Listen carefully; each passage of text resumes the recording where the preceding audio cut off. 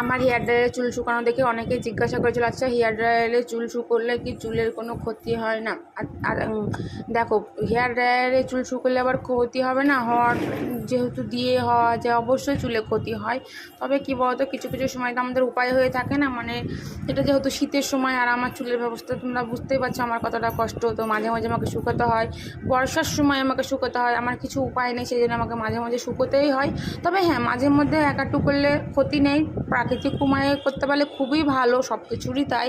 যেরকম ভালো বললাম না, একটু তো ক্ষতি হবেই, কিন্তু আমার উপায় নেই, সেই জন্য আমাকে করতে হয়। কিন্তু যারা পারবে তারা না করার কোনো করার কোনো দরকার নেই। সেই জন্য কি বলো তো, যে হটটা হয় মানে বেশি গরমের তাই তাড়াতাড়ি শুকোয়, ওটা দিয়ে শুকাবে না, চেষ্টা করবে কুল যেটা থেকে ওটা দিয়ে শুকোলে একটু ক্ষতিটা কম হয়। আর হ্যাঁ, আর শুকানোর আগে অবশ্যই সিরামটা লাগিয়ে নিবে, তাহলে ড্রাইটা কম হবে। তাছাড়া একটু হেয়ার ড্রায়ারে চুল শুকোলে একটু